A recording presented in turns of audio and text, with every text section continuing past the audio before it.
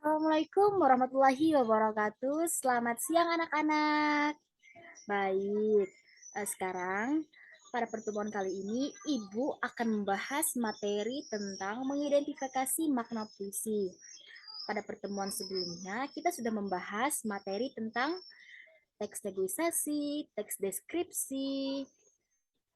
Nah, sebelum kita masuk ke materi selanjutnya, Ibu mau tanya, ada yang tahu nggak apa itu pengertian dari puisi? Ayo, siapa yang bisa menjawab apa itu pengertian puisi? Gak ada yang bisa jawab? Baik, akan Ibu jelaskan. Nah, pengertian puisi. Apa itu puisi? Nah, di sini menurut Kamus Besar Bahasa Indonesia, yaitu KBBI, puisi merupakan ragam sastra yang bahasanya terkait oleh irama, mantra, rima, serta penyusunan larik dan bait. Puisi juga diartikan sebagai gubahan dalam bahasa yang bentuknya dipilih dan ditata secara cermat. Nah, adapun pengertian puisi menurut para ahli yaitu menurut Aminuddin, kata puisi berasal dari bahasa Yunani, pochima, yang artinya membuat, atau poesis, yang artinya pembuatan.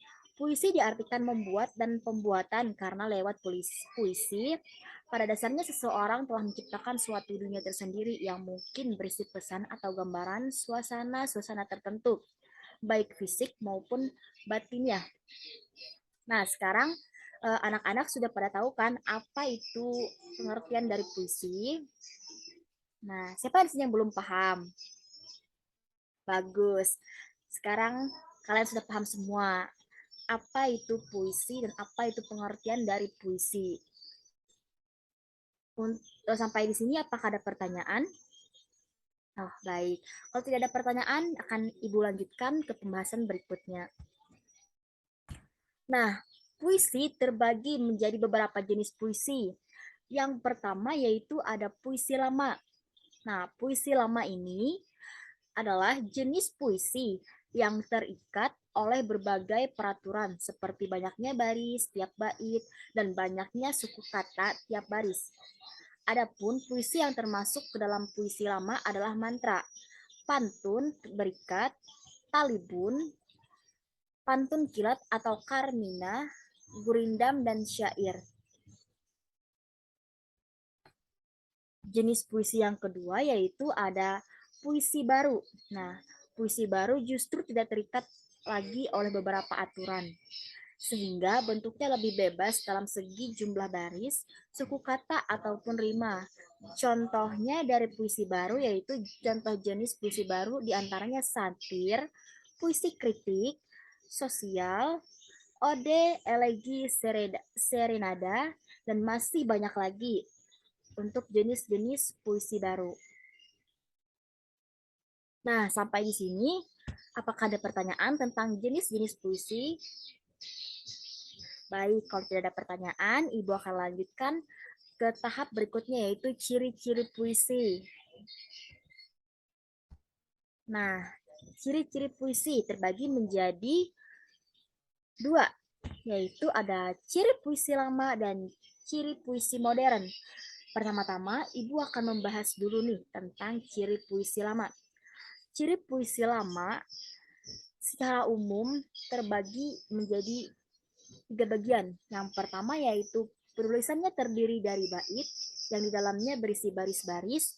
Yang kedua, banyak menggunakan gaya bahasa atau majas yang bermakna kiasan. Dan yang ketiga, terikat oleh persejakan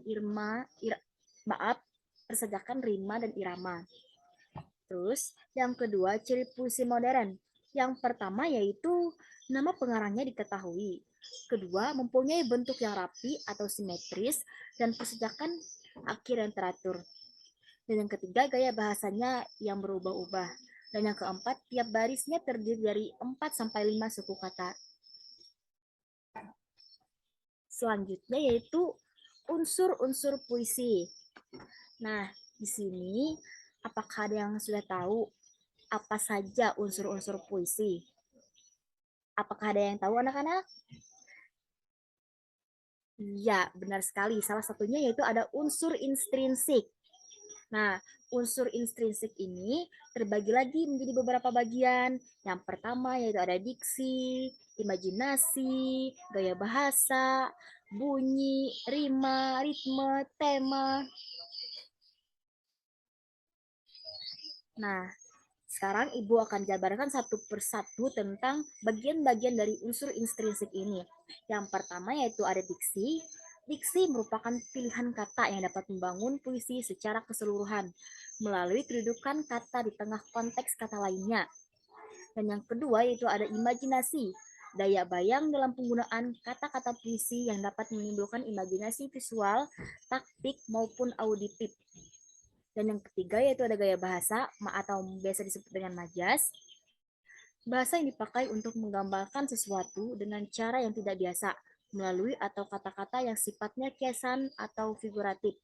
Bunyi, pemakaian bunyi dalam puisi tergantung dari kata-katanya, sehingga dapat menimbulkan efek suasana tertentu. Terus selanjutnya itu ada rima.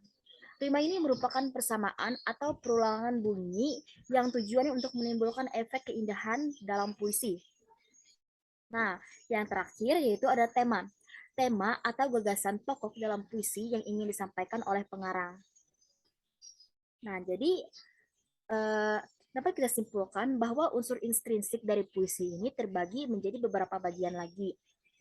Yang dimana beberapa bagian ini yang akan mencakup atau memiliki unsur yang dapat kita bentuk menjadi sebuah puisi atau syarat tertentu untuk kita merangkai atau menulis sebuah puisi. Nah, selanjutnya yaitu unsur yang kedua yaitu ada unsur ekstrinsik.